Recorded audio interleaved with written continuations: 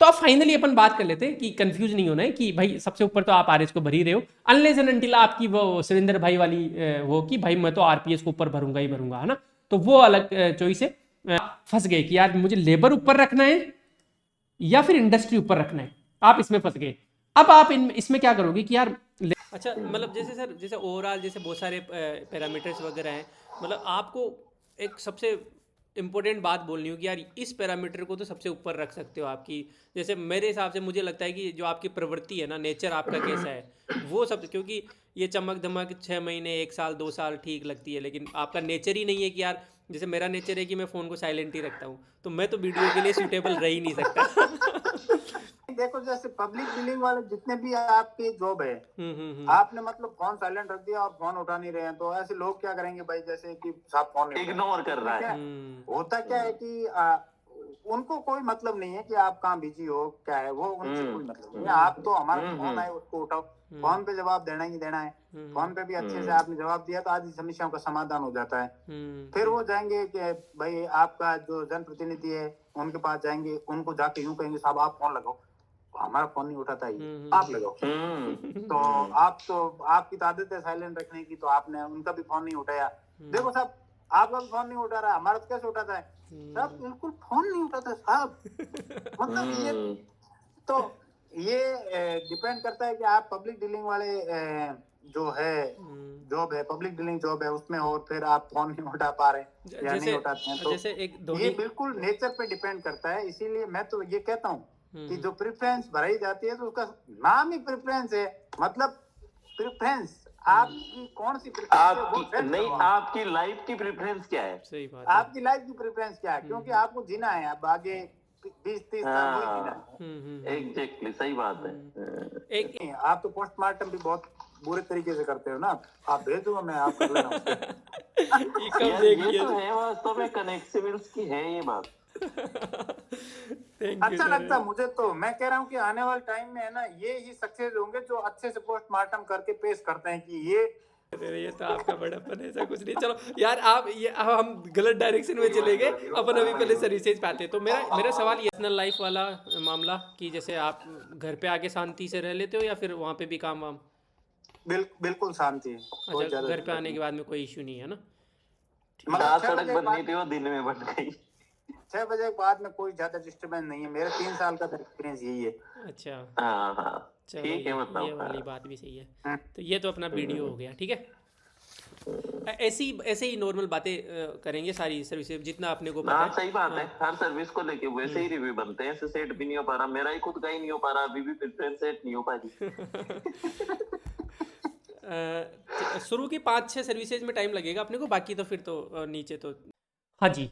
तो सबसे पहले तो आप लोगों को कॉन्ग्रेचुलेशंस कि आप इस पड़ाव तक पहुंच चुके हो, और इसी पड़ाव का सबसे महत्वपूर्ण अंग होता है सर्विस प्रेफरेंस भरना। आपको आप जो भी सर्विस आप चूज करना चाहते हो, अपने अगले लाइफ के 30 साल किसी सर्विस में गुजारना चाहते हो, वो आपको अभी चूज करना है। मेरा मानना ये है कि ये जो टास्क जो आज हम कर रहे हैं वो एक एस्पिरेंट को, एक स्टूडेंट को 2 बार करना चाहिए। एक बार तो अभी तो करना ही, वो तो इनएविटेबल है, वो तो आपको जानना ही पड़ेगा कि कौन सी सर्विस में क्या क्या मिलता है। एक एस्पिरेंट जब इस जर्नी में घुसता है ना, जब आरएस के एग्जाम की तैयारी करना स्टार्ट करता है, तब भी एक एस्पिरेंट को पता होना चाहिए कि मेरे लिए जो मेरा फ्यूचर है वो कहाँ लाई करता है, उस हिसाब से ही वो तैयारी करेगा। क्योंकि देखो आम भाषा में हम बोलते रहते हैं कि आरएस एग्जाम की तैयारी कर रहा हूँ, आरएस एग्जाम की तैयारी कर रहा हूँ, लेकिन एक्चुअल जो पूरा नाम है इस एग्जाम का जो आरपीएससी कंडक्ट करवाती है वो राजस्थान राज्य एवं अधीनस्थ सेवाएं। इसमें कुछ स्टेट सर्विसेज होती है, कुछ अलाइड सर्विसेज होती है। तो क्या क्या स्कोप्स होते हैं, कितने आपके पास पावर होती है, रियल में कितनी पावर होती है, क्या आपके पास नवाचार करने के कुछ स्कोप होते हैं, क्या कौन सी सर्विस में होते हैं। करप्शन पे भी अपन बात करेंगे, खुल के बात करेंगे, कोई इश्यू नहीं है, कोई घबराने वाली बात नहीं है। मैं तो बिल्कुल भी नहीं घबराऊंगा कि यार नहीं नहीं इस मुद्दे को टच नहीं करते हैं, लोग क्या कहेंगे, नहीं।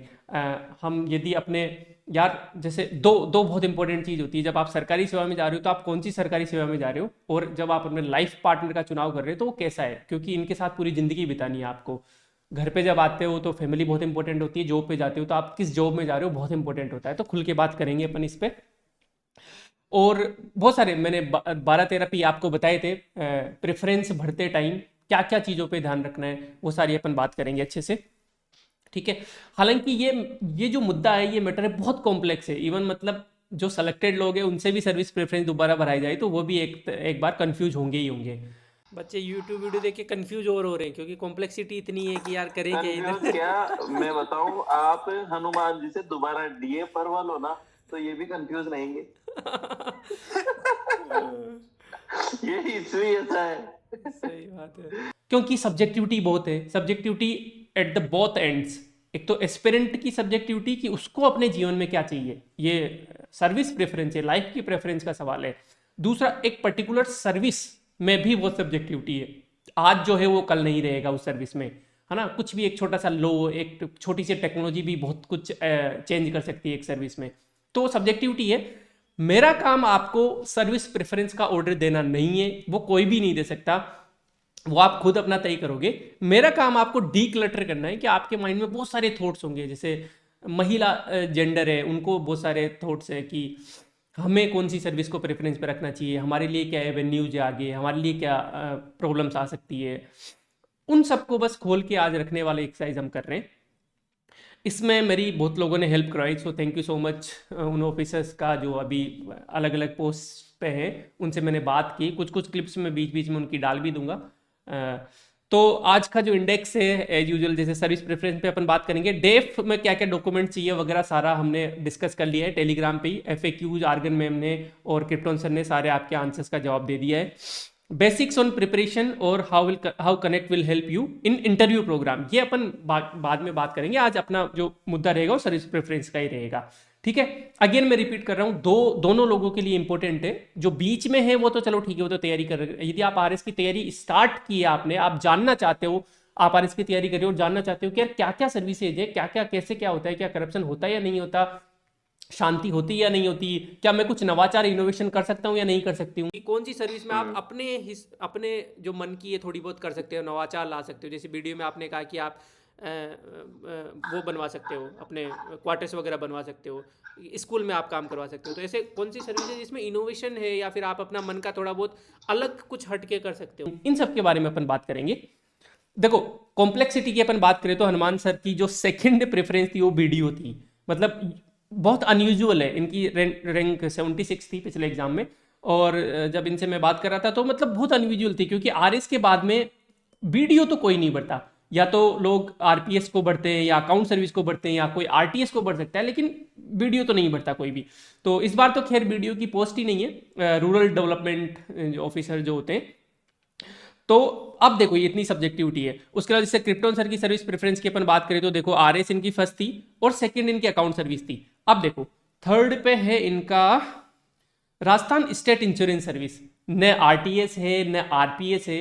अब ये इनका था, इनको शांति वाली जीवन चाहिए, इनको अपना जो पर्सनल लाइफ वाला है वो ज़्यादा बेटर करना है मामला, और IIT से तो इनको थोड़ा वो थोड़ा बिजनेस वाला या फिर एंटरप्रेन्योरशिप वाला कीड़ा भी है सबको, तो इनको वैसा सर्विस चाहिए थी कि भाई हाँ ठीक है, मैं एक गवर्नमेंट जॉब में हूँ, जो मेरी 9 to 5 जॉब होगी, I will do best in that, और फिर उसके अलावा मुझे अपना कुछ करना है, तो वो भी हो सकता है। देखो देखो इन्होंने राजस्थान पुलिस सेवा जो है 6ठे नंबर पे भरी है, तो ये होता है, सबका अलग अलग होता है, आपको अपना बेस्ट चूज करना है, वो कैसे चूज करना है, किन किन पैरामीटर्स पे चूज करना है, उन्हीं पे अपन आज बात कर रहे हैं। FU रिक्वेस्ट कौन कौन सी भाई, एक तो कुछ कुछ चीजें हैं जो मतलब रेड फ्लैग है कि उन चीजों के ऊपर सिर्फ डिसीजन मत ले लेना, सुनी सुनाई बातों पे डिसीजन मत ले लेना कि यार इस सर्विस में मोटा पैसा है, हो सकता है, मैं आई एम नॉट डिनाइंग दैट, क्योंकि प्रैक्टिकल बात करेंगे, मैं आपको एथिक्स पढ़ाने नहीं आया हूँ, मॉरलिटी पढ़ाने नहीं आया हूँ, क्योंकि जीवन एथिक्स और मॉरलिटी पे नहीं चलता, बहुत सारे एस्पेक्ट्स होते हैं, लेकिन उसकी तह तक जाना, फिर सच्चाई क्या है।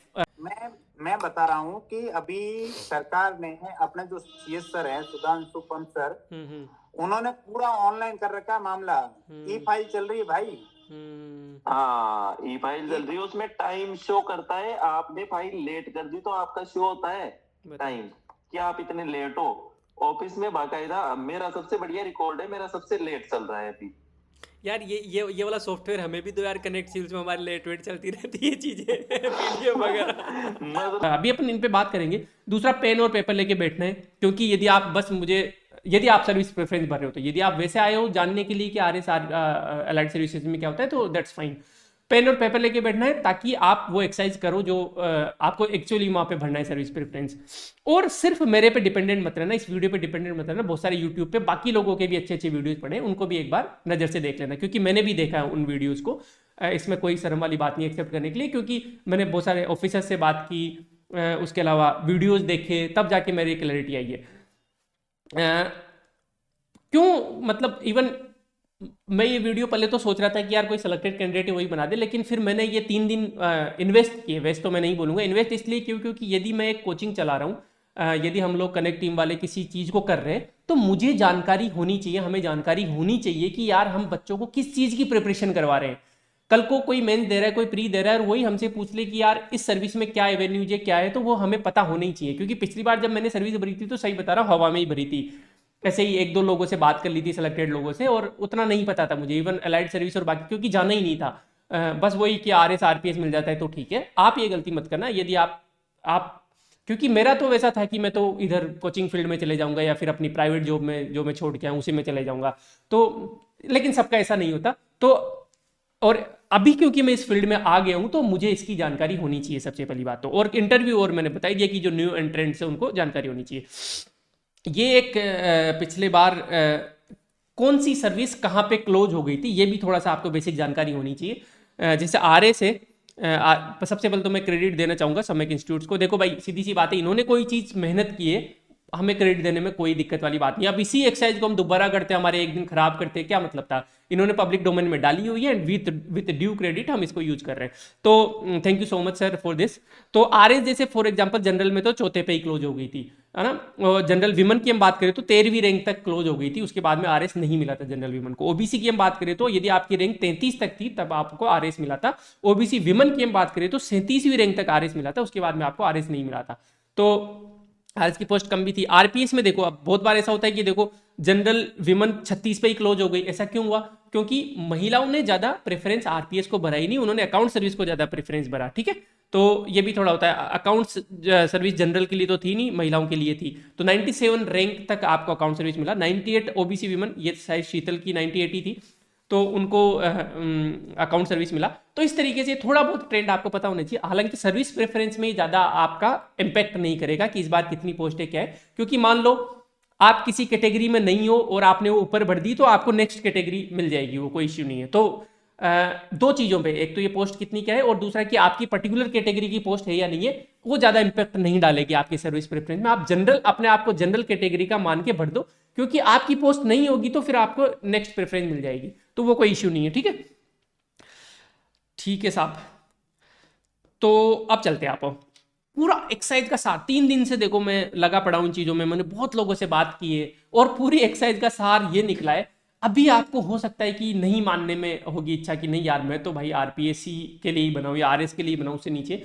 पूरी एक्सरसाइज का सार समरी ये है कि भाई साहब, प्रवृत्ति है ना आपकी, जो आपका जो नेचर है उसको डोमिनेंट रखना सर्विस प्रेफरेंस भरते टाइम। चमक धमक अपनी जगह है, पैसा अपनी जगह है, बहुत सारी चीजें, ऊपर वाली कमाई अपनी जगह है, लेकिन यदि आप प्रवृत्ति के खिलाफ जाके सर्विस प्रेफरेंस भर लोगे, आपको वो सर्विस मिल जाती है। मान लो फॉर एग्जांपल मैं RPS भरता हूँ, I want enjoy my life much, क्योंकि यार मेरा नेचर नहीं है वैसा। जैसे मेरा नेचर है कि मैं फोन को साइलेंट ही रखता हूँ मोस्टली। अब BDO सर्विस हो गई, RPS सर्विस हो गई, इवन SDM RS सर्विस हो गई, ये इनमें आप फोन साइलेंट नहीं रख सकते। आपको पॉलिटिकल फोन आएंगे, आपको जनता के फोन आएंगे, आपको आपके सीनियर्स के फोन आएंगे, आपको आपके कनिष्ठ, आपके जूनियर्स के फोन आएंगे। तो यदि आपका नेचर वैसा है कि भाई, जैसे फॉर एग्जांपल मैं एक कोचिंग इंस्टीट्यूट रन कर रहा हूँ और मेरे 5 एडमिशन कम भी हो जाते हैं तो भी मुझे ज़्यादा फर्क नहीं पड़ता, मैं फोन को साइलेंट ही रखना पसंद करता हूँ, मैं अपना काम में बिजी रहता हूँ, ठीक है। वो मुझे डिस्टर्बेंस टाइप से लगता है। तो यहाँ मेरे पास लग्जरी है, क्योंकि being an owner of A private business मैं ऐसा कर सकता हूँ, लेकिन वहाँ नहीं है आपको लग्जरी। तो आप जिंदगी भर यदि किसी को दिखाने के लिए यदि आप जिंदगी भर परेशान रह रहे हो तो सेंस नहीं बनता।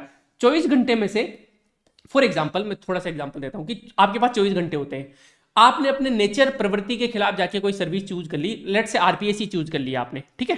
अच्छा, किसी लोगों की प्रवृत्ति ये हो सकती है कि is enjoying that life very much, exercise कर रहा है वो सुबह उठ के, उसके अलावा उसको अपराधियों से डील करने में बहुत मजा आ रहा है, BDO है तो उसको पॉलिटिशियन से डील करने में बहुत मजा आ रहा है। तो यदि आपकी प्रवृत्ति वैसी है तो वो सर्विस आपके लिए बेस्ट है, उसमें कोई दो राय नहीं है।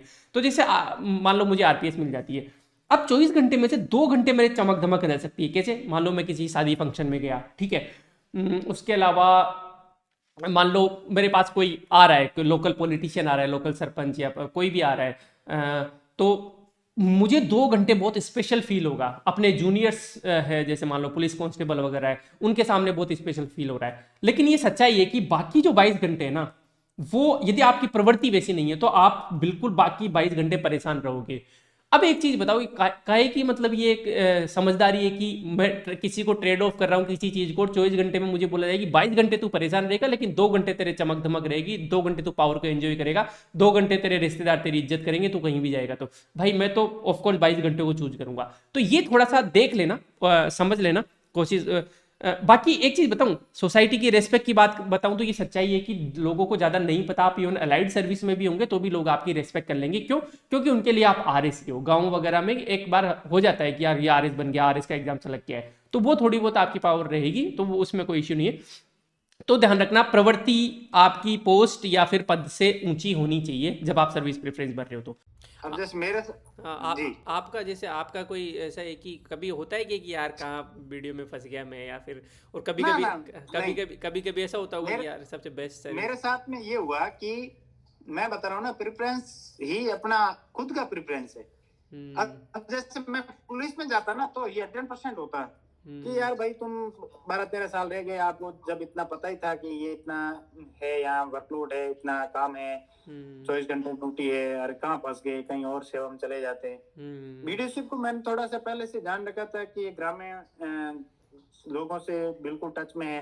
अब मुझे क्या है कि पुलिस में रह लिया तो मजा आता है मुझे तो काम करने में। मेरे से काम कराओ, भले 12-12 घंटे काम कराओ तो भी मजा आता है मुझे तो करने में।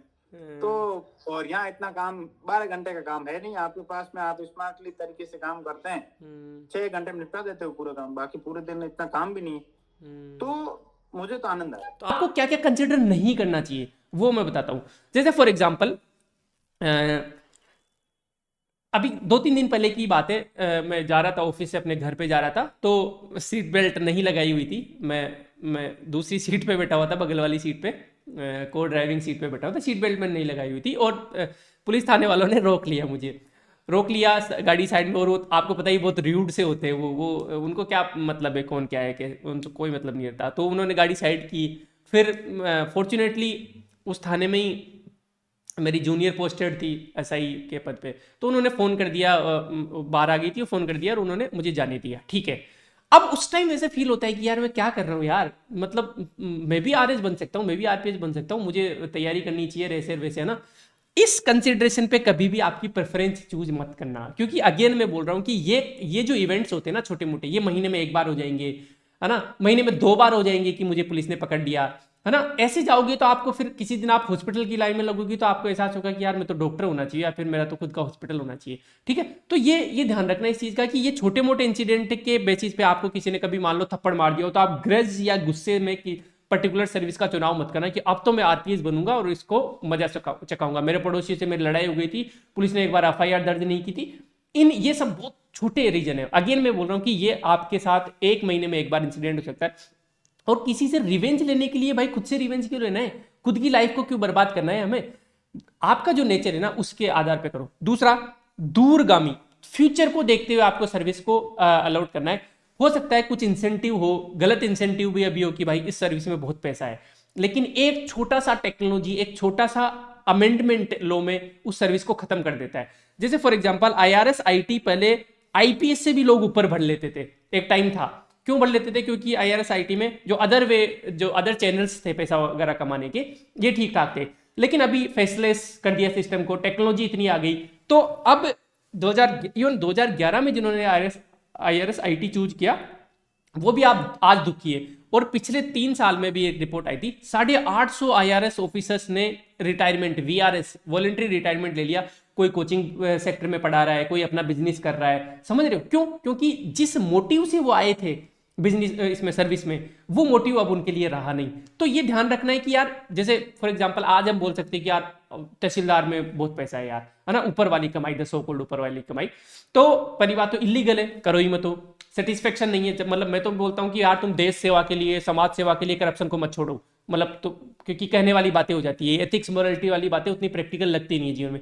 तुम खुद की शांति के लिए कर लो ना यार, क्योंकि अभी अपन इस पर भी बात आएंगे। लेकिन अब जैसे स्वामित्व स्कीम आ गई, तो एक आरटीएस ऑफिसर का बहुत कम रोल हो गया, तहसीलदार का 30-40% रोल कम हो गया। कल को जो डिजिटाइजेशन हो गया मैप्स का, उससे पटवारियों को बहुत एक इंटरफेस खत्म ही हो गया। कल को मान लो फेसलेस स्कीम आ जाती है कोई, जैसे IRS IT में आया, तो आपकी सर्विस ही खत्म हो जाएगी, वो वाला जो मोटिव ही खत्म हो जाएगा, आपका चार्म ही खत्म हो जाएगा। तो धीरे धीरे जैसे जैसे टेक्नोलॉजी, जैसे for example agriculture marketing officer की पोस्ट है, बहुत अच्छी पोस्ट है। इस बार AMO आई नहीं, MOI नहीं AMO आई है इस बार, ठीक है, अलाइड वाली, उस पर अपन अभी बात करेंगे। तो अब फॉर एग्जांपल ये जो तीन जो अपने फार्मिंग रिफॉर्म्स जो लो हैं, वो यदि आ जाते हैं, तो ये फिर AMO वाली सर्विस का भी चार्म खत्म हो जाएगा। यदि आपका जो इंसेंटिव है वो ऊपर वाला पैसा कमाना है या फिर वैसा कुछ है, गलत इंसेंटिव है आपका, तो एक बताओ, सोचो, एक लो ने पूरी सर्विस को खत्म कर दिया। फिर अब देश का विकास हो रहा है, खुद का नहीं हो रहा। हाँ, तो अब तो वो मैं बोल रहा हूँ कि यार ये तो किसी भी सर्विस के साथ हो सकता है आने वाले टाइम में। ये तो देखो मैं बताऊं आपको बलराम जी, होता क्या है, इसमें सिर्फ एक लॉ और एक अमेंडमेंट की जरूरत पड़ती है। मैं बता रहा हूँ, AMO लोगों ने तीसरी चौथी पांचवी प्रेफरेंस भरी होगी पिछली बार, AMO, ठीक है। अगर एग्रीकल्चर रिफॉर्म्स वाले लॉज आ जाते ना, तो AMO पोस्ट लगभग खत्म हो जाती। सही है। तो ये तो डिपेंड करता है चीजों पे। DSO एक टाइम पे जबरदस्त पोस्ट थी, आज खत्म है, बिल्कुल ही आज खत्म है, हर दाने पे नजर है। फिर आप 5 साल बाद में, अब यार ये तो मेरी तो पूरी, अब 25 साल कैसे काटूं मैं, समझ रहे हो? तो ये थोड़ा दूरगामी, क्योंकि जैसे जैसे टेक्नोलॉजी आ रही है, जैसे जैसे डेमोक्रेटाइजेशन बढ़ रहा है, जैसे जैसे फॉर एग्जांपल सोशल मीडिया, आपने देखा होगा वो एक कलेक्टर साहब का वीडियो, अभी ट्रक यूनियन वालों की वो उसके खिलाफ थे, एक लॉ के खिलाफ थे। कलेक्टर साहब ने बोल दिया कि तुम्हारी औकात क्या है, तो कोई ट्रक ड्राइवर ही था यार, उसने खड़े होकर बोल दिया कि सर यही तो लड़ाई है कि हमारी औकात नहीं है। क्या करोगे तुम? क्या औकात है तुम्हारी? यही तो चीज है सर, हमारी यही लड़ाई, हमारी कोई नहीं, ये कोई लड़ाई ऐसी होती है। सिर पर बाल, बालों में खिजाब, आंखों पर ऐनक, क्लीन शेव चेहरे पर मूछें ऐसी कि 80 के दशक की पिक्चरों का हीरो तक एक बार को मात खा जाए। ऊपर से सफेद रंग का कोट, मगर जुबान खोलते ही सब गुड़ गोबर हो गया। कुर्सी पर बैठे इन महाशय का नाम किशोर कान्याल है।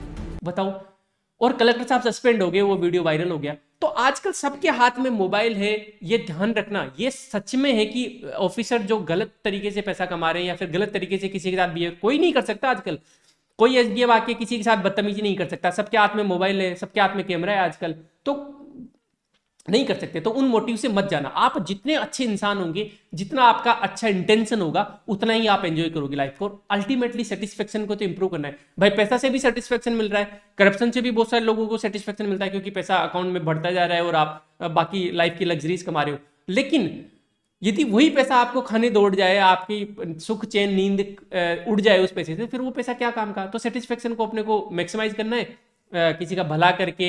अच्छी, और तनख्वाह भी अच्छी खासी होती है, मतलब 5400 ग्रेड में लगभग 1 लाख रुपए के आसपास तो आपको तनख्वाह मिल जाती है 2 साल बाद में, प्रोविजन के बाद में। तो यार अच्छी खासी तनख्वाह भी है, आपको गाड़ी मिल रही है, आपको रहने के लिए घर मिल रहा है, पहुंच आपकी, नेटवर्किंग आपकी अच्छी है। तो ये सब कम चीजें नहीं है। मतलब RS एग्जाम के लिए करप्शन होना ही एक इंसेंटिव नहीं है। बहुत सारी चीजें हैं जो बाकी जो जॉब्स हैं, जैसे टीचर हो गए, दूसरे जो जॉब्स हो गए, उन जॉब से काफ़ी ज़्यादा अच्छी इंसेंटिव यहाँ पे है ऑलरेडी, बिना करप्शन और बिना गलत मीन्स के। ठीक है, तो बाकी उसका तो पैसों वैसों का तो कोई ओड भी नहीं है। मतलब ठीक है, यदि थोड़े दिनों बाद में यदि मेरे से कंपेयर करोगे तो आपको लगेगा कि यार ये नियोन ही ज़्यादा कमा रहा है मुझसे, तो मैं इतना करप्शन कर रहा हूँ, 5 करोड़ रुपये भले ही साल के कर रहा हूँ तो भी मैं ज़्यादा कमाऊंगा, ये तो मैं लिख के दे सकता हूँ आपको। ठीक है, तो वो ये ध्यान रखना। तो सर इसका जैसे टेक्नोलॉजी का करप्शन पे भी फर्क पड़ा है क्या, कि करप्शन में कमी आई है? बहुत ज्यादा ना। मैं एक उदाहरण बता रहा हूँ, एक उदाहरण से आपको समझ में आ जाएगा कि इससे कितना फायदा हुआ। एक आपका जो OBC सर्टिफिकेट बनता है, या फिर आपका एक मूल्यवास बनता है, आपका जो राशन कार्ड बनता है, BPL में नाम जुड़ता है, ये सब पहले ऑफलाइन होता था। आपकी मर्जी पे था कि आप कितने दिन तक उसको रख रहे हो। पढ़ा है तो पढ़ा है, कर देंगे साहब, आज वो नहीं है, आज वो नहीं है। अब आपके पास में, मेरा जैसे मैं बताऊं, वीडियोशिप में आपके पास में पेंशन का जो आवेदन आएगा, वो ऐसे थोड़े ही कि आप स्वीकृति सैंक्शन अथॉरिटी है, तहसीलदार जी होते हैं वो उसको जो चेक करने वाले वो चेक करके फिर आपको स्वीकृति के लिए आपके पास में आएगा। तो आपका ये आप ऐसे नहीं है कि पढ़ा है साहब स्वीकृत कर दूंगा, वो आएगा व्यक्ति तब करूंगा, नहीं।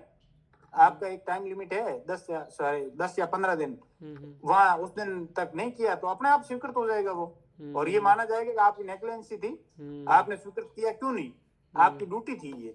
मतलब पॉकेट वेट वाला सिस्टम नहीं है, वो अपने आप पॉकेट वेट वाला कोई सिस्टम नहीं है, सीधा जाएगा तो वो आगे अपने आप वो हो जाएगा। तो आप दूसरा यार ये जो पावर वाली चीज है ना, पावर भी मैं अगेन बोल रहा हूँ कि ये इंसान में ही होती है, पावर वाली पावर है बिल्कुल आरएस में है, तहसीलदार में भी ये बहुत पावर होती है, प्रतिष्ठा जिसे हम बोल सकते हैं, क्योंकि आपकी जितनी पब्लिक डीलिंग होगी उतनी प्रतिष्ठा होगी। बट पावर भी एक नेगेटिव कोनोटेशन होता है, एक पॉजिटिव कोनोटेशन होता है। आप बहुत पावरफुल इंसान हो सकते हो यदि आप वहाँ के लोगों को, जैसे फॉर एग्जांपल मेरा स्टूडेंट से बहुत इंटरेक्शन है, बहुत अच्छा है, चाहे वो चैट में हो चाहे कभी बात करने पे हो। जैसे अभी कल ही 3-4 स्टूडेंट्स आ गए थे, घर पे आ गए थे डेफ बनने के लिए, उनको टाइम देना पड़ा।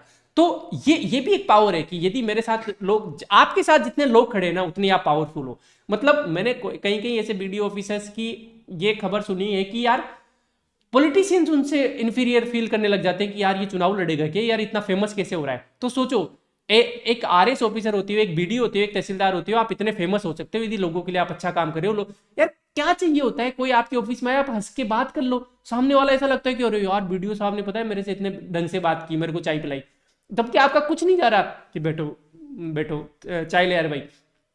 सामने वाला इतनी एक्सपेक्टेशन से आया ही नहीं, उसको क्या आदत है, उसको क्या एक्सपेक्टेशन है, उसको उसके दिमाग में क्या बैठा हुआ है कि भाई जाएंगे दुत्कार मिलेगी वापिस भेज देंगे। ऐसा ही होता है क्योंकि कॉलोनियल माइंडसेट होता है बहुत सारे ऑफिसर्स का। अभी भी है कुछ एसडीएम ऐसे एरोगेंट होते हैं, लेकिन उनका कुछ नहीं होना जाना जीवन में, है ना। तो मैंने एक बार आपको स्टोरी सुनाई भी थी एक एसडीएम साहब की। एक तो कंटेंट चोरी कर रहे हैं हमारा, और फिर ऊपर से हमारे पसीना चोरी भी कर रहे हैं। तो क्या किया, कहाँ कौन सी पावर, एसडीएम होंगे आप घर के होंगे, यदि कंटेंट चोरी कर रहे हो और फिर उसके बाद में भी आप सीना चोरी कर रहे हो तो भाई नहीं सुनेंगे, कोई नहीं सुनता आजकल, कोई नहीं सुनता। तो असली मैं बोल रहा हूं कि आप एज एन आरएस ऑफिसर कोई भी पोस्ट हो, चाहे वो स्टेट सर्विस हो लाइट सर्विस हो, आप बहुत पावरफुल हो सकते हैं यदि आपका नेचर अच्छा है, if you are enjoying that service. और आप एंजॉय कब कर पाएंगे, जब आपकी प्रेफरेंस आपके नेचर आपकी प्रकृति के हिसाब से होगी। और मैं क्या है कि लंपी के टाइम में बहुत ज्यादा एक्टिव था, तो मैं मतलब सिवाना में एक ऐसा गांव नहीं छोड़ा जहां मैं कम से कम 20-20 बार नहीं गया। रात को 2-2 बजे तक हम ऐसे भटकते रहते थे। और तो काम क्या था ये लंपी में? लंपी में वो जो काऊ डिजीज वाला, लंपी डिजीज वाला गायों के लिए हमने बहुत, वहाँ हमारा कोई ग्रुप बना था 20 जनों का। तो हम दिन रात ऐसे दौड़ते रहते थे, जहाँ गायें मिल जाती उनका इलाज करना, और उनके लिए दवाइयाँ लाना, और उनके लिए नहीं भाई साहब, मैं तो मेरी जिंदगी में ऐसे कभी डोनेशन के बारे में मैं सोचता नहीं हूँ, पर आपने उस टाइम पे किया वो सब चीजें थी ना, तब मैंने किया ठीक है ये काम बहुत सही है। ये परिंडो वाला भी किया था इन्होंने। तो ये जो जैसे आपने परिंडो का किया, ये लंपी का किया, ये आपकी सर्विसेज का कोई लेना देना नहीं है? नहीं, कोई लेना। You are doing this in your free time and your own free time, और थोड़ा सा ऐसे सेल्फ, ठीक है, मतलब आपसे संतुष्टि मिलेगी। ठीक है। तो अब एलाइड एंड सबऑर्डिनेट सर्विस में वही वाली बात आ जाती है कि अब जाके हमें पता लग रहा है, जब हम सर्विस प्रेफरेंस भर रहे हैं कि या अल्लाह इससे भी आगे कुछ होता है क्या। भाई हमने तो RS, RPS, RTS, account service, BDO यही सब सुना था। ये क्या इंडस्ट्रियल सर्विस, क्या इंश्योरेंस सर्विस, क्या एक्साइज इंस्पेक्टर का तो फिर भी नाम सुन लेते हैं, क्या ये जेएमओ एएमओ की बात कर रहे हो आप, है ना। बहुत सारी सर्विसेज, क्या सीडीपीयू, क्या ये सीडीपीयू इससे बनते हैं क्या, ये सारी सर्विसेज का तो आज पता लग रहा है। तो ये होता है, ये बात सच है कि बाद में पता लगता है। आगे चलते हैं।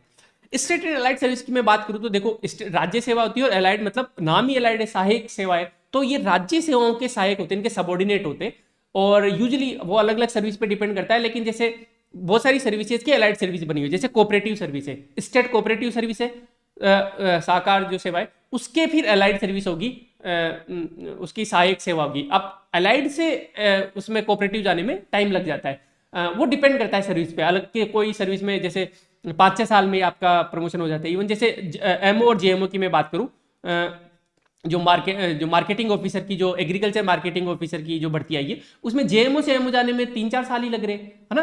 तो ये डिपेंड करता है कि आपकी कौन सी सर्विस है। तो मोटा मोटा आपको ये ध्यान रखना है कि भाई एलाइड सर्विस तो स्टेट सर्विस के नीचे बढ़ना ही बढ़ना है। आप ये बोल रहे हो कि even minority and employment state service है तो भी मैं अलाइड के ऊपर भर रहा हूँ, जैसे अपन आरटीएस के ऊपर भरते हैं वैसे, लेकिन यहाँ पे बिल्कुल दो ऐसी अलाइड सर्विसेज जिसको, 2-3 ऐसी अलाइड सर्विसेज जिसको ऊपर रखते हैं। एक तो आरटीएस को रखते हैं, है ना। आरटीएस क्यों रखते हैं? क्योंकि वही अगेन भाई, एक तो गाँव में इसकी काफी इज्जत है, दूसरा प्रमोशन होते होते एसडीएम तक पहुंच जाते हैं आरटीएस। वही लगता तो है टाइम, तो 18-20 साल लगते हैं, लेकिन प्रमोशन होते होते एसडीएम बन जाते हैं। तो किसी को ऐसा है कि भाई मैं तो बना ही पैदा एसडीएम बनने के लिए हूं, भले मुझे 20 साल लग जाए, तो आप आरटीएस को प्रेफरेंस दे सकते हो। अभी प्रेफरेंस पे आगे बात करेंगे। उसके अलावा जैसे मैं बोल रहा हूँ जेएमओ वाली, तो इस बार मार्केटिंग ऑफिसर की स्टेट सर्विस तो नहीं है, लेकिन ये वाली है, तो इसको आप बहुत सारी सर्विस, जैसे एम्प्लॉयमेंट सर्विस होगी जो स्टेट सर्विस है, लेकिन उससे ऊपर भर सकते हो, क्योंकि जेएमओ से एमओ जाने में आपको 3-4 साल लगेंगे, आप स्टेट सर्विस में घुस जाओगे 3-4 साल बाद में, ठीक है। तो आप इसको ऊपर रख सकते हो। उसके अलावा जैसे तो देख रहे हो, जैसे यहाँ पे कमर्शियल टैक्स की एससीटीओ है, उसके समकक्ष नीचे, समकक्ष नहीं मतलब उसके जो सबऑर्डिनेट है अलाइड सर्विस में, वो जेसीटी हो जाएगी, कमर्शियल टैक्स अलाइड हो जाएगी। वैसे जैसे सीडीपीओ की भी होती है। लेबर वाली जो सर्विस है उसका लेबर वेलफेयर अलाइड सर्विस हो जाती है। तो एक तरफ स्टेट सर्विस है, उनके नीचे अलाइड सर्विस है। मैं थोड़ा सा आपको समझा देता हूँ, यदि आप नए हो आरएस एग्जाम में, तो देखो किसी भी पोस्ट पे आने के बहुत सारे चैनल होते हैं। तो जैसे फॉर एग्जाम्पल आपको एसडीएम बनना है, ठीक है, या आईएएस ऑफिसर बनना है आपको, ठीक है। तो आईएएस ऑफिसर बनने की, या तो आप यूपीएससी क्रैक करके सीधा आईएएस ऑफिसर बन जाओ, ठीक है। तो एक चैनल तो हो गया, यूपीएससी हो गया, ठीक है। दूसरा हो गया आप पीसीएस, जो भी आपका जो स्टेट का जो पीसीएस है, जैसे for example RS exam clear करके आप एसडीएम बनो, एसडीएम से प्रमोट होते होते आप 20 साल में आईएएस बन जाओ। सारे एसडीएम नहीं बन पाते, आपकी एज क्या है उस पर भी डिपेंड करता है ना, बहुत सारी चीजों पर डिपेंड करता है, सीनियरिटी उस पर हो गया। तीसरा क्या है कि जैसे जरूरी नहीं कि सिर्फ आप एसडीएम बनो, और भी बहुत सारी सर्विसेज, इवन कोऑपरेटिव सर्विस से, स्टेट कोऑपरेटिव सर्विस से प्रमोट होते होते आप आईएएस बन सकते हो, ठीक है। और आईएएस, चलो आईएएस तो एक वो हो गया, उसके बाद जैसे पद होते हैं, जैसे सेक्रेटरी हो गया, एडिशनल सेक्रेटरी हो गया, ये सब ये प्राइवेट सर्विस से भी आते हैं, लेटरल एंट्री से भी आ सकते हो। तो एक पोस्ट पे पहुंचने के बहुत सारे तरीके होते हैं। तो ठीक वैसे ही, जैसे एक और मैं एग्जाम्पल देता हूँ आपको, यहीं का देता हूँ, अकाउंट सर्विस होती है, आपको पता है आरएसीएस राजस्थान अकाउंट सर्विस। अब अकाउंट सर्विस पे एओ मान लो, आपको बनते ही एओ बना दिया जाता है, ठीक है, अकाउंट ऑफिसर बना दिया जाता है। अब ये अकाउंट ऑफिसर कैसे कैसे बन सकते हैं भाई? एक तो ये डायरेक्ट आप आरएस एग्जाम क्लियर करो, अकाउंट सर्विस में जाके वो कर सकते हो।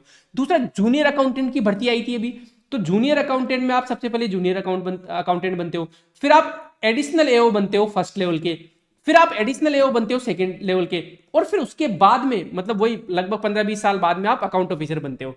और ये अकाउंट ऑफिसर ये आप आरएस से डायरेक्ट बन जाते हो, मतलब 20 साल का फर्क हो जाता है एक एग्जाम से, है ना। ठीक वैसे ही जैसे आप मान लो आरटीएस है, आरटीएस में सबसे पहले आप नायब तहसीलदार बनते हो, फिर उसके बाद में 4-5 साल बाद में आप तहसीलदार बनते हो, तहसीलदार के बाद में आप मतलब आपको 15-20 साल लग जाते हैं टोटल इससे तहसीलदार से एसडीएम जाने में। और यदि आप एसडीएम बनते हो तो एसडीएम से 20 साल लग जाते हैं आईएएस बनने में। तो ऐसा कोई तो मतलब टोटल ये तो कितना हो गया, 40-45 साल हो गए ये तो कोई आरटीएस तो आईएएस नहीं बन सकता, क्योंकि इतनी तो सर्विस होती नहीं है। तो इस तरीके से होता है मामला, समझ में आ गया। तो इस बार जैसे स्टेट सर्विसेज 15 है और अलाइड सर्विस 19 है, ठीक है, इस वैकेंसी में। तो ये स्टेट सर्विस में मैं पीपीटी आपको दे दूंगा, आरएस, आरपीएस, अकाउंट सर्विस, ये सब स्टेट सर्विसेज है ना। इनमें क्या क्या फर्क होता है? एक तो सीनियरिटी का फर्क होता है, और सीनियरिटी का फर्क है तो भाई पे स्केल का और पैसे का भी फर्क होगा, ठीक है। तो मोटा मोटा सर्विस प्रेफरेंस इंडेक्स मैंने निकालने की कोशिश की थी, लेकिन फाइनली मैं किसी एक ठोस कंक्लूजन पे नहीं निकल पाया। तो मैथमेटिकल कैलकुलेशन फिर मैंने हटा दी, काफी कॉम्प्लिकेटेड भी हो रही थी, और रिजल्ट उतना अच्छा नहीं निकल पा रहा था, क्योंकि अल्टीमेटली डिसीजन आपको लेना है। तो वो फिर जो इंडेक्स है वो मैथमेटिकल कैलकुलेशन वो आपको करनी पड़ती, और वो उसमें मुझे पता है कि नहीं हो पाता, वो प्रैक्टिकल नहीं था। तो फिर सिंपल सी बात है, 12 पैरामीटर से पावर, प्रतिष्ठा, पब्लिक डीलिंग या प्रभाव, ये सारे लगभग सेम ही है। पावर किसके पास होगा, पावर और प्रतिष्ठा किसके पास होगी भाई? जितनी ज्यादा पब्लिक डीलिंग होगी, क्योंकि सबसे ज्यादा इस देश में पावर नेताओं के पास है, और वो नेता ही है क्योंकि उनके पास पब्लिक है ना, वो वोटिंग है। तो प्रभाव भी उसी का होगा जिसके पास पावर, प्रतिष्ठा और पब्लिक है, ठीक है। उसके अलावा सेकंड पे जैसे पर्सनल लाइफ और पीसफुल लाइफ, है ना, वो वाली बात हो गई। पे स्केल हो गया, प्रमोशन हो गया, ये दोनों बहुत लोग नजरअंदाज कर देते हैं, मत करना प्लीज। ये समझ के कि यार पैसे के तो हाथ ही नहीं लगाने पड़ता, सैलरी को तो हाथ ही नहीं लगाना पड़ता, ठीक है। अपन अपने बच्चों की बात करें तो उनको मतलब कुल मिला के अपन यही एक मैसेज देना चाहते हैं कि भाई आप ना पे स्केल पे भी ध्यान दो, प्रमोशन एवेन्यूज पे भी ध्यान दो, सर्विस पे। ऐसे मत सोचो कि जो भ्रम है, भ्रांति है कि यार सैलरी को तो आपको देखना ही नहीं है, सैलरी तो पड़ी रहती है। ये आने वाले टाइम में चेंज होगा और हो भी गया है कुछ सर्विसेज में बहुत हद तक चेंज होगा क्या ऑलमोस्ट। मैं तो किसी को भी बोलता हूँ या खुद को भी बोलता हूँ कि भाई है ना, मतलब 5-7 साल बाद है ना आप सैलरी पे जियोगे गवर्नमेंट ऑफिसर्स। ठीक है। ये बिल्कुल ये गलतफहमी के साथ मत जाना कि यार पैसे और सर्विस सैलरी को तो हाथ ही नहीं लगाना पड़ता। भाई ध्यान रखना, पे स्केल और प्रमोशन को भी ध्यान में रखना है आपको, ठीक है।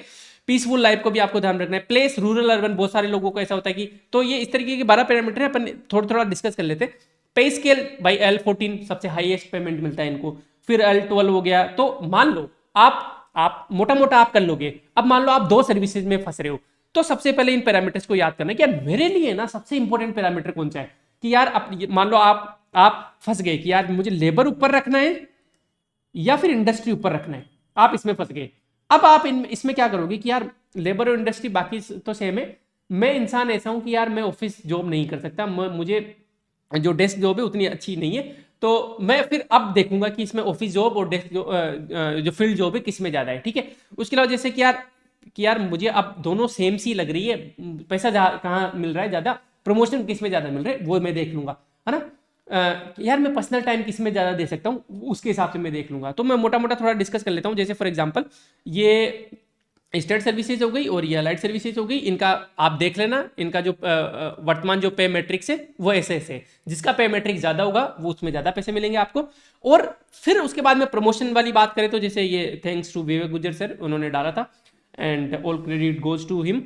राजस्थान एडमिनिस्ट्रेटिव सर्विस में जैसे 5400 ग्रेड पे से आपका स्टार्ट होगा, मतलब 5400 ग्रेड पे का मतलब हो गया लगभग दुगुना हो गया, 2 से मल्टीप्लाई कर दो, लगभग 1 लाख रुपए आपको सैलरी मिलेगी 2 साल बाद, प्रोविजन पीरियड के बाद में, है ना। क्योंकि इसमें 5400 ग्रेड पे ये बेसिक है, बेसिक होता है इसका 56,000, ठीक है। तो 56,100, तो वहां पे फिर उसके बाद में आपका ट्रेवल अलाउंस आपको मिलते हैं, उसके अलावा डेली अलाउंस आपको मिलते हैं, आचार्य आपको मिलता है रहने के लिए, सरकार पूरा व्यवस्था कर रही है आपके लिए, ठीक है। हमें तो कुछ नहीं मिलता, प्राइवेट लोगों को तो सरकार अच्छा हमसे ही तो ले रही है, हम टैक्स अब यार हर साल में 3-4 लाख रुपए टैक्स जमा करा रहा हूँ अभी से ही, तो फिर तो वो पैसा कहाँ जा रहा है, सैलरी में जा रहा है। इसलिए अच्छे काम करना, ठीक है।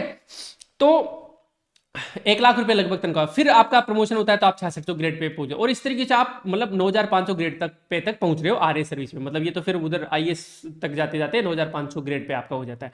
तो ये थोड़ा सा ध्यान रखना, जहां भी 2 सर्विस में आप कुछ नहीं डिसाइड कर पा रहे हो, फटाफट से ये वाली स्लाइड खोलना, ये पीपीटी पीडीएफ में आपको दे दूंगा, और फिर आप देख लेना कि अच्छा यार मैं इन दोनों में कंफ्यूज हूं, कोऑपरेटिव में या फूड सिविल में किसको ऊपर रखूं। हालांकि फूड सिविल तो नीचे ही रखना है ना। तो मान लो इन दो हाइपोथेटिकली मान लेते हैं कि इन दोनों में मैं कंफ्यूज हूं, तो फिर मैं कि यार यहाँ पे ये 87 तक जाता है और बाकी सब पैरामीटर सेम है, तो मैं फिर इसको इस पे प्रेफरेंस में रखूंगा कोऑपरेटिव को। वैसे भी कोऑपरेटिव को तो प्रेफरेंस में रखना ही रखना है। तो एक तो ये हो गया।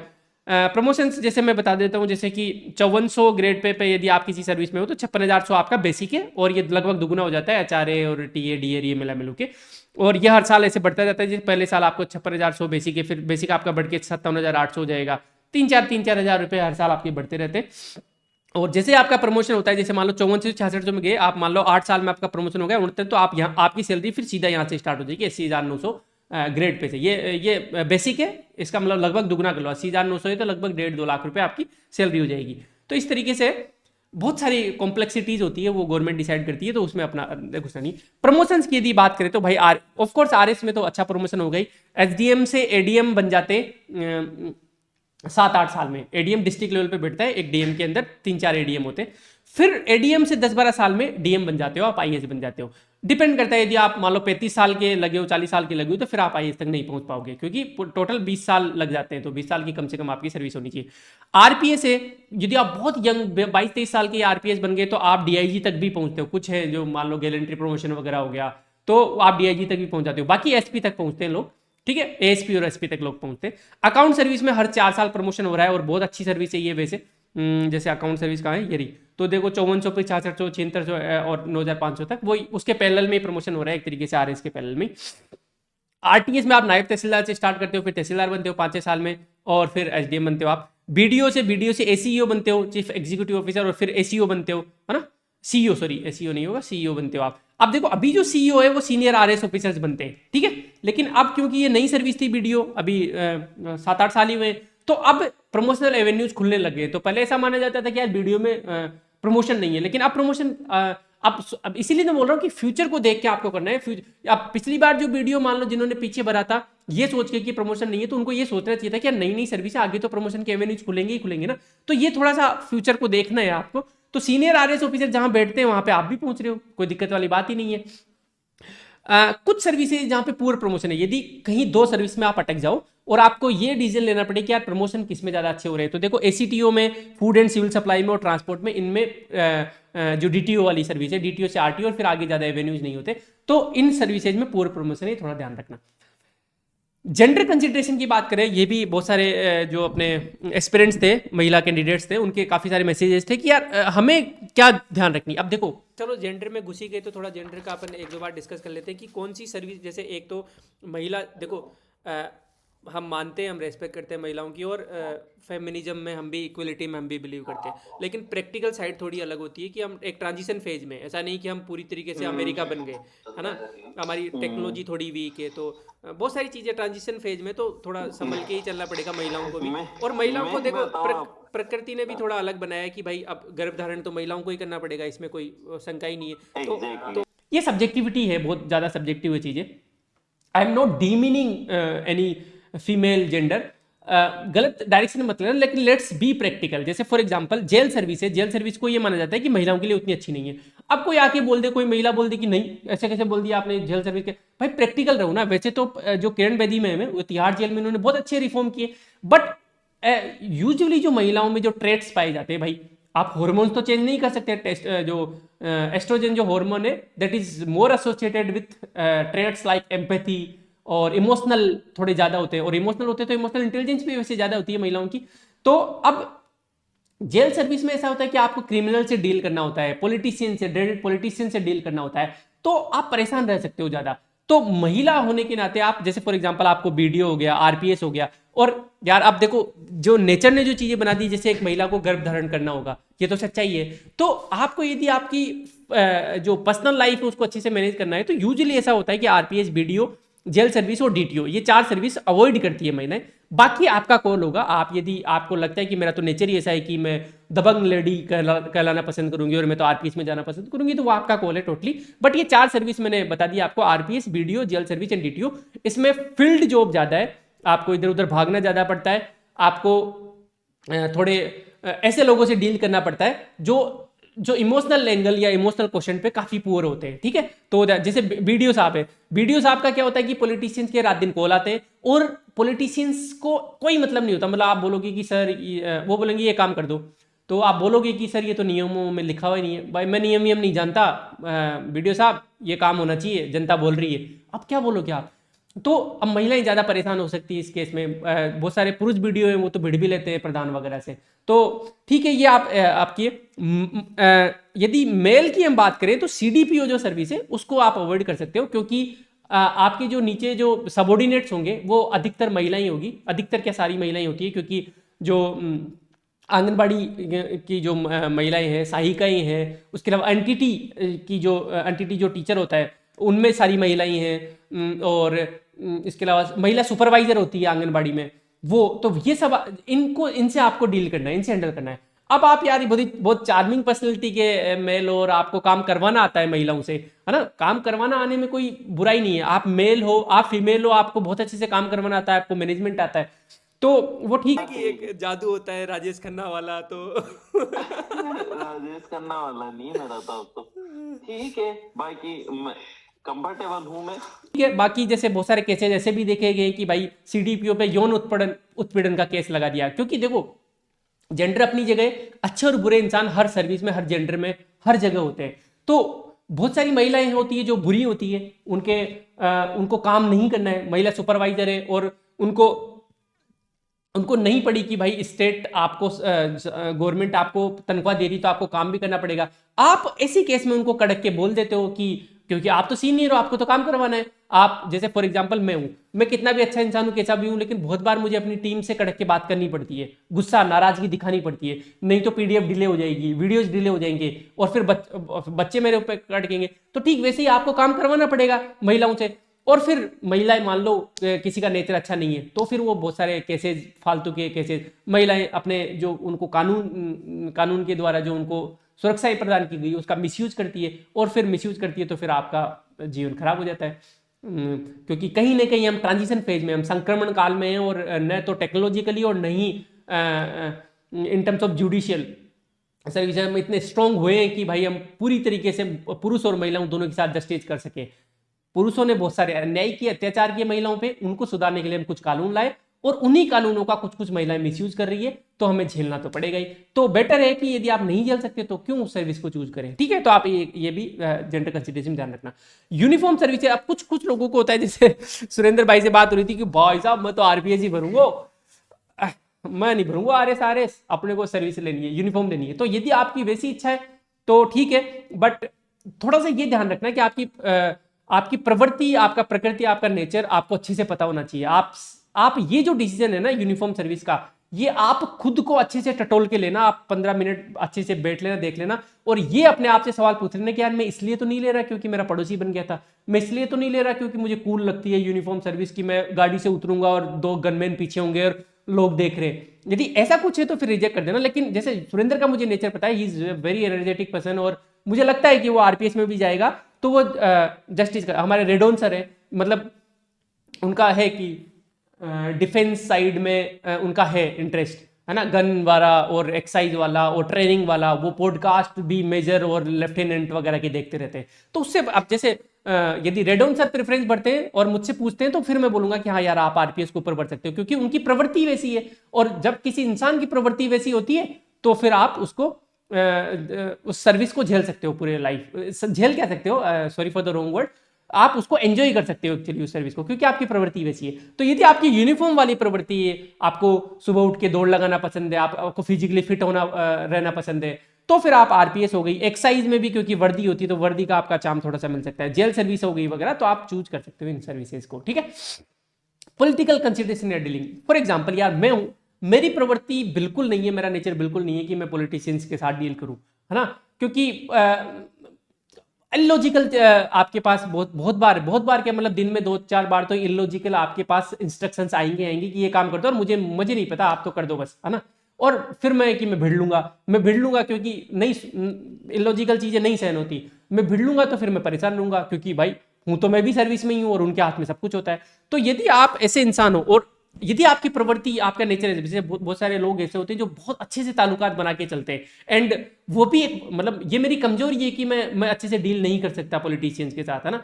लेकिन कुछ लोग ऐसे होते हैं कि भाई इलीगल काम भी नहीं करेंगे, लेकिन वो फिर भी पॉलिटिशियंस के गुड उसमें रहते हैं, गुड बुक्स में रहते हैं। जैसे फोन आया, बीडीओ साहब के पास फोन आया कि बीडीओ साहब वो कर दो, एमएलए साहब का फोन आया कि जी सर करवाता हूँ, मैं देखता हूँ क्या हो सकता है। नहीं देखना नहीं है, कर दो आप, तो ये जनता बोल रही है ऐसे वैसे कि हाँ बिल्कुल, मैं अपने जूनियर को बोलता हूँ, नियम वगैरह देखता हूँ। अब देखो आप मना नहीं कर रहे हो, है ना। मेरा जैसा स्ट्रेट फॉरवर्ड इंसान ऐसे बोल देगा कि नहीं सब नहीं हो सकता, मुझे नियम सब पता है, मैं नहीं कर पाऊंगा इसको, आप ऐसा ही मेरा ट्रांसफर करवा दो यदि ज़्यादा ही दिक्कत है तो। लेकिन कुछ ऐसे होते हैं कि गुड बुक्स में भी रहते हैं और ऐसे टालते बात को, काम भी नहीं करते, इलीगल काम भी नहीं कर रहे। तो यदि आपका वैसा है कि आप मैनेज बहुत अच्छे से कर पा रहे हो यदि पॉलिटिशियंस के साथ, तो आप बढ़ सकते हो। तो जैसे एसेंशियली कौन सी सर्विसेज जिसमें पॉलिटिशियंस का डील करना पड़ेगा, बीडीओ साहब, मतलब बीडीओ साहब की तो अपार होती है ना, एनुअल जो परफॉर्मेंस जो अप्रेजल रिपोर्ट होती है वो प्रधान साहब भरते हैं। सोचो, मतलब एक सरकारी कर्मचारी की जो अपार है वो एक पॉलिटिशियन भर रहा है। चेक एंड बैलेंसेज के लिए क्या होगा, क्योंकि बहुत सारे बीडीओ भी खतरनाक होते हैं, सीधे बोल देते हैं कि हाँ फिकवा दे जहाँ फिकवाना है, मैं नहीं कर रहा काम ये, ठीक है। तो लीगल काम भी नहीं कर रहा, क्योंकि पॉलिटिक्स इन्वॉल्व रहती है। मान लो आप एज ए बीडीओ किसी ऐसी पॉलिटिकल पार्टी से एसोसिएटेड हो जिस पॉलिटिकल पार्टी का प्रधान नहीं है ना। एग्जांपल ले लेते हैं, जैसे आप बीडीओ हो और आपकी आइडियोलॉजी है बीजेपी की, ठीक है, लेकिन जो करंट जो प्रधान बना है वो कांग्रेस से एफिलेटेड है, ठीक है। तो आप फिर मिसयूज करोगे आपके पावर का और उस कांग्रेस वाले प्रधान के काम अटकाओगे। इसीलिए ये अपार वाली जो पावर है वो प्रधान साहब को दी गई है कि भाई आप लेजिटिमेट काम तो नहीं, भाई आपकी जो पॉलिटिकल कंसिडरेशन से, आपकी जो पॉलिटिकल प्रिजुडिस है, बायसनेस है, इसके चक्कर में जनता के काम क्यों रुके? तो ऐसा नहीं है कि सिर्फ प्रधान साहब और पॉलिटिशियन ही गलत होते हैं, बहुत बार ऑफिसर्स भी गलत होते हैं, बहुत बार ऑफिसर्स में भी ईगो होती है, उनके वो पॉलिटिकल न्यूट्रलिटी नहीं रख पाते, तो ऐसा है। तो लेकिन अपने को यहाँ पे क्या देखना है कि वीडियो में पॉलिटिकल इंटरफेरेंस या पॉलिटिकल डीलिंग होगी ही होगी। यदि आप नहीं सहन कर सकते तो वीडियो को आप नीचे भरो, सीधी सी बात ये है ना।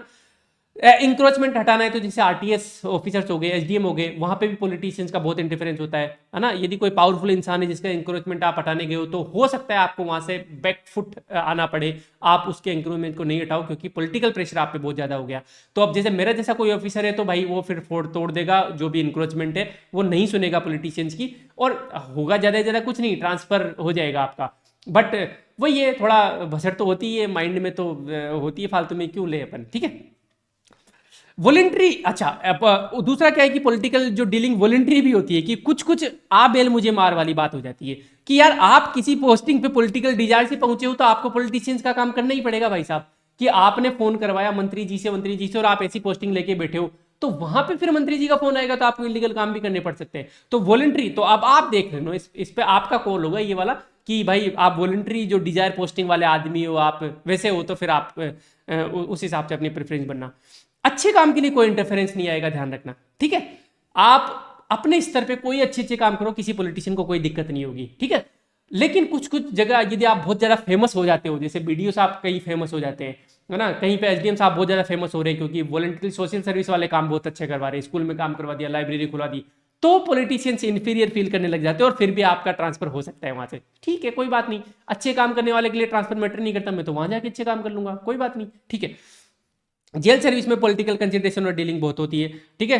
हाई इंटरफेरेंस वाली मैं बता देता हूं आपको, वीडियो, जेल सर्विस और आरपीएस में भी पॉलिटिकल डीलिंग्स आपको करनी पड़ती है, क्योंकि वही अगेन क्रिमिनलाइजेशन वाली बात आ गई, तो उनके बहुत सारे केसेज वैसेज आते रहते हैं पॉलिटिशियंस के, तो आपको डीलिंग करनी आनी चाहिए, तभी आप इन सर्विसेज में जाओ, ठीक है। बाकी आरएस आरपीएस में वॉलंटरी ज्यादा चलता है कि यदि आप नेताजी की गुड बुक्स में रहना चाहते हो, आपको अपनी मनचाही पोस्टिंग चाहिए, तो आप नेताजी के साथ कांटेक्ट बना के रखोगे, और कांटेक्ट बना के रखोगे, आप उनसे काम करवाओगे अपने, तो आपको उनके काम करने पड़ेंगे, इसमें आप नहीं मना कर सकते फिर, ठीक है। तो इसमें तो आगे चलते हैं साहब।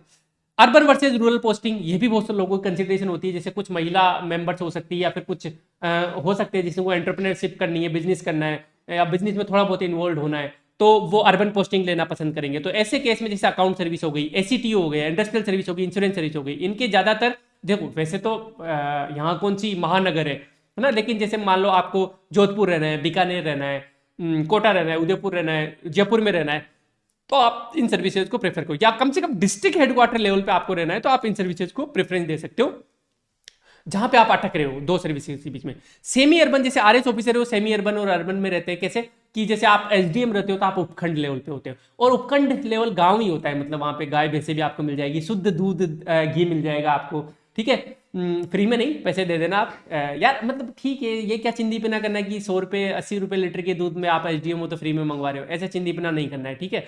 तो सेमी अर्बन एरिया में उपखंड लेवल पे यदि आप रहते हो तो एसडीएम रहते हो तो आप वहां पे रहोगे, फिर आपका जैसे एडीएम बनते हो तो आप डिस्ट्रिक्ट क्वार्टर पे आ जाओगे, आप डीएम बनते हो तो फिर डिस्ट्रिक्ट पे आ जाओगे, है ना। सेक्रेटरिएट में यदि आपकी पोस्टिंग होती है तो आप जयपुर रहोगे। तो इस तरीके से तो ये सेमी रूरल एरिया में आपको बहुत ज्यादा डील करना पड़ेगा आरटीएस और बीडीओ सर्विस में, ठीक है। तो यदि आपकी प्रवृत्ति ऐसी नहीं है, आप शुरू से ही गांव इसमें शहर में पले बढ़े हो और आपको गांव उतने पसंद नहीं है, आप नहीं मैनेज कर पाते गांव में, तो फिर आप इन सर्विसेज को आप नीचे ऑर्डर पे रख सकते हो। तो आरटीएस और बीडीओ इनमें गांव में ही रहना पड़ेगा आपको, और आप गांव से, और आपको गांव में रहने मजा आता है, जैसे मुझे तो गांव में रहने में बहुत मजा आता है, मेरी बस की चले तो मैं कनेक्ट को उठा के अपने गांव में शिफ्ट कर लूं, लेकिन ऐसा नहीं हो पा रहा है क्योंकि टीम में 18-19 मेंबर्स है और सब हम जयपुर में रह रहे हैं, तो समझ रहे हो आप। करेंगे टेक्नोलॉजी के हिसाब से कुछ कर सकते हैं, इतना तो कर ही सकते हैं कि यार 4 दिन गांव में रह ले, 3 दिन शहर में रह ले। गांव में शुद्ध बढ़िया अपना सरसों के खेत और ऑर्गेनिक खेती करो बढ़िया आप, और वहीं से पढ़ा लो, और 5G चला ही जाएगा क्या, गांव में 6G भी चले जाएगा थोड़े दिनों बाद में, 5 साल बाद में, तो बढ़िया वहाँ से ही करेंगे। और वहीं पे एक हॉस्टल खोल देंगे, वहीं पे आप भैंसे भी ले आएंगे बहुत सारी, और गिर गाय ले आएंगे, गिर थार पार कर और ये गाय ले आएंगे, आपको हॉस्टल में सुबह सुबह दूध भी डिलीवर कर दिया करूंगा मैं, ठीक है। और बढ़िया ऑर्गेनिक खेती, वहीं पे दाल बाटी चूरमा बना के खा लिया करेंगे यार 15 दिन और 20 दिन में, ठीक है। तो ये सपना है, ये करेंगे साकार, सपने देखने चाहिए, साकार हो जाते हैं। नवाचार इनोवेशन की यदि मैं बात करूं तो यार ज़्यादा स्कोप नहीं है स्टेट और एलाइड सर्विस में, नहीं है, क्योंकि आपके पास अपना कोई फंड नहीं होता और आप हर ऑफिस में लगभग सबॉर्डिनेट ही होते हो, है ना, आपके आपके बॉस ही होते हैं। तो नवाचार इनोवेशन बात करें तो डीएम साहब और एसपी साहब तो कुछ कुछ नवाचार कर सकते हैं, जैसे क्राइम वाली दुनिया को कम करने में, महिला सेफ्टी के लिए कुछ कर सकते हैं, लेकिन एक आरपीएस के पास, डीवाईएसपी के पास, एक एसडीएम के पास उतनी पावर नहीं होती। कुछ कुछ बीडीओ और एसडीएम साहब, क्योंकि बीडीओ के पास अपना खुद का फंड होता है तो ये कर सकते हैं, किसी स्कूल में जाके काम करवा लिया वगैरह। और एसडीएम के साहब के पास भी कहीं ना कहीं भामाशाहों की मदद से फंड जुटाया जा सकता है। ऐसा कोई स्टेट सर्विस है जिसमें कुछ अपने हिसाब से कुछ कर सकते हैं अपन? दुखियारी की मदद करने के तो है, जैसे आरटीएस में आपने किसी को पट्टा दिला दिया बेचारे को, या फिर उसकी ज़मीन का बहुत लंबे समय से लंबित था मामला तो उसको आपने पूरा कर दिया।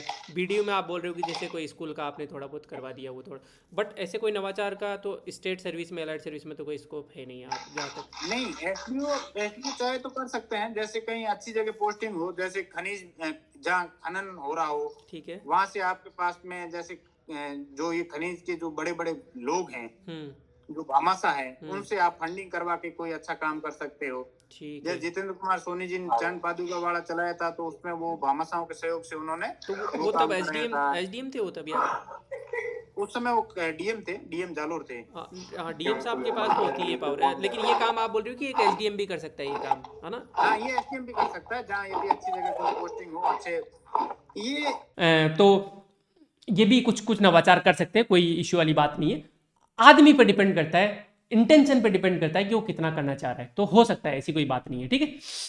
जॉब डाइवर्सिटी की हम बात करें तो भाई सरकार ने बहुत कुछ नई यूनिट्स बना दी, जैसे अपना SC/ST सेल हो गया, एक त्वरित अनुसंधान हो गया, और एक special investigation unit for womens हो गया। अलग कई ऑपरेशंस को लेके बना देते हैं अलग अलग। तो जैसे साइबर थाने हो गए, साइबर सेल हो गई, अभय कमांड सेंटर हो गया, और भी बहुत कुछ। अभी इस SOG हो गया, ATS हो गया, IB हो गया, BI हो गया, RSC हो गया। तो मतलब जो DYSP है उसको हम सर्कल ऑफिसर कहते हैं, CO। तो एक DYSP जो है वो CO ही आज नहीं रहा, वो बहुत कुछ विभिन्न भूमिकाओं में वो रहता है, उसकी अलग अलग जगह पोस्टिंग होती है।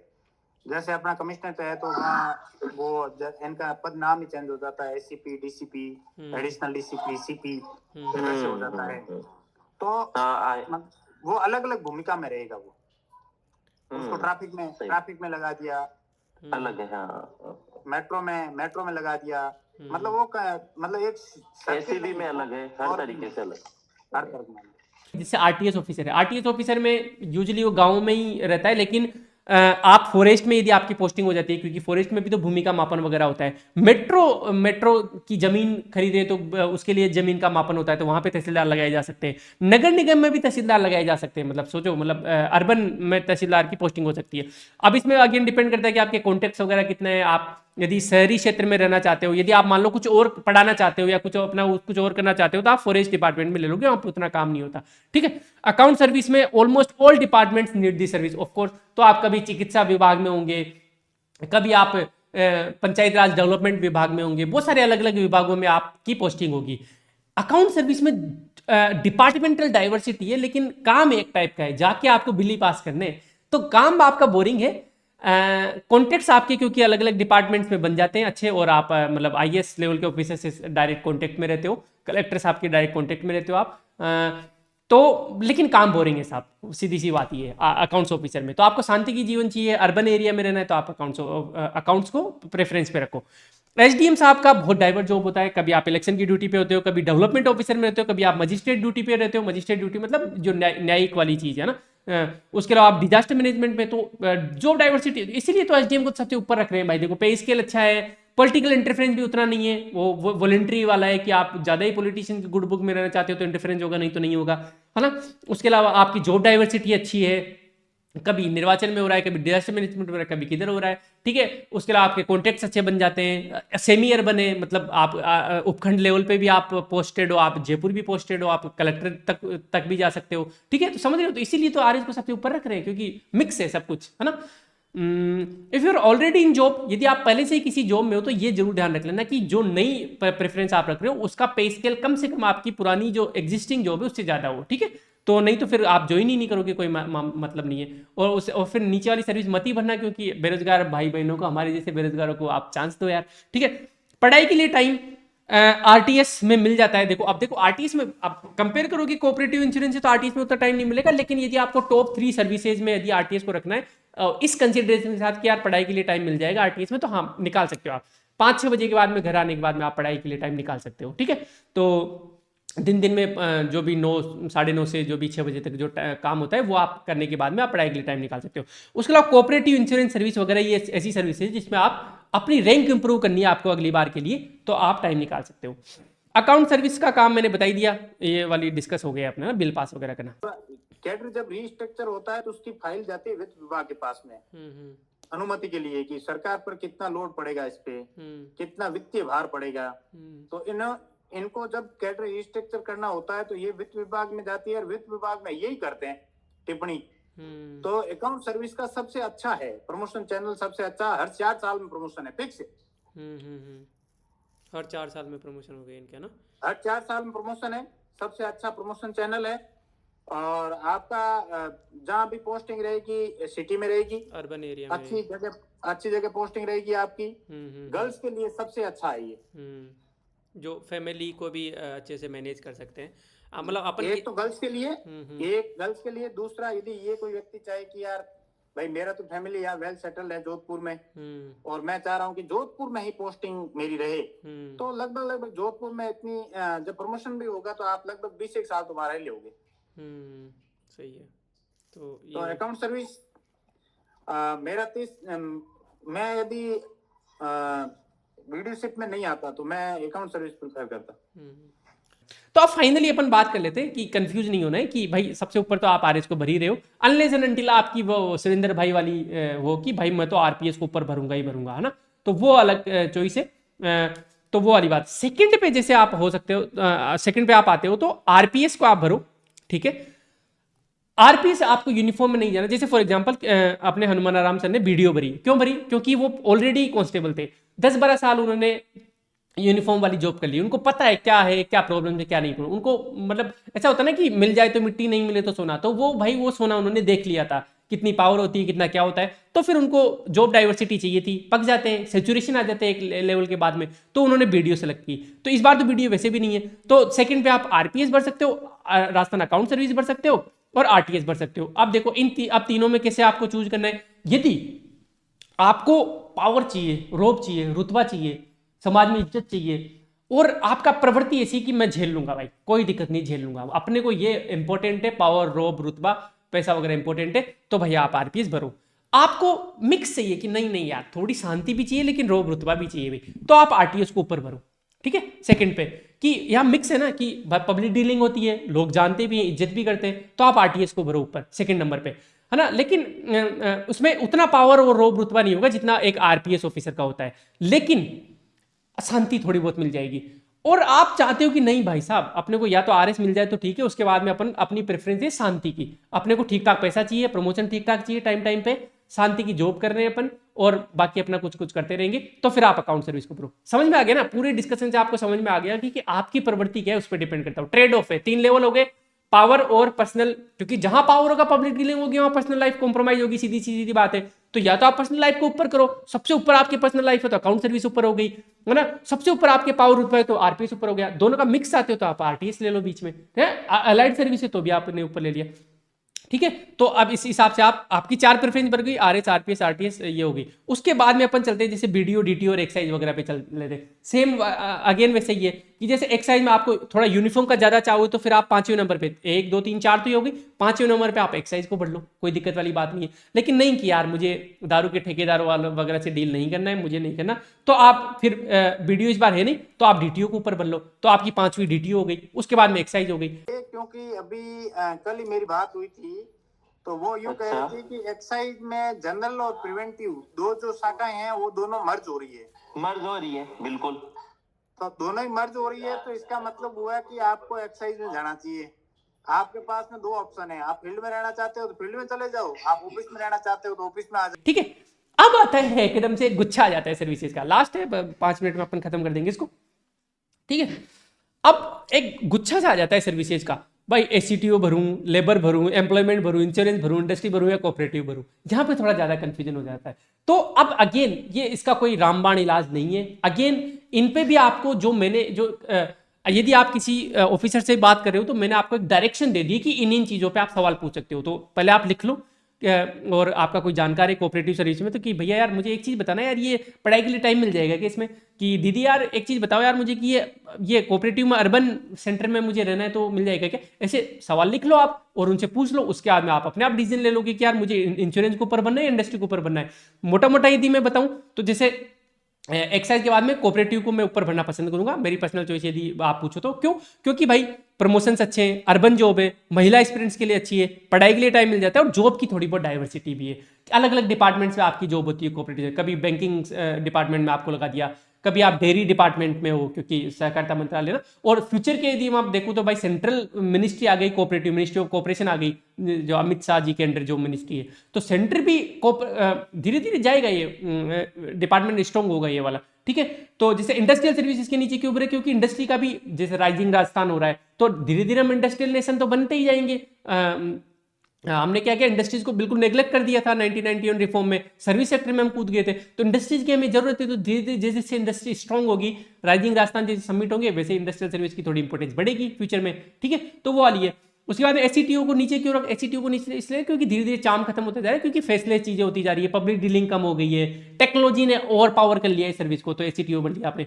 अब इंश्योरेंस क्यों बन लिया? क्योंकि इंश्योरेंस में अगेन की भाई शांति की जिंदगी है, प्रमोशन भी ठीक ठाक है, पे स्केल भी ठीक ठाक है, पढ़ाई के लिए टाइम भी मिल जाता है, तो इंश्योरेंस महिलाओं के लिए बेस्ट है इंश्योरेंस सर्विस। उसके बाद में लेबर आपने भर दिया, जेल सर्विस। अब जेल सर्विस हो सकती है आपके लिए ऊपर भी हो सकती है यदि आपको यूनिफॉर्म का चाम हो, तो जेल सर्विस सीडीपीओ दोनों में आपको डिपेंड करता है। यदि आप महिला ऑफिसर हो तो बनना चाहते हो तो आप सीडीपीओ को ऊपर ले सकते हो, क्योंकि महिलाएं जेल को यूजुअली अवॉइड करती है, और यदि आप पुरुष हो तो आप जेल को ऊपर रख लो।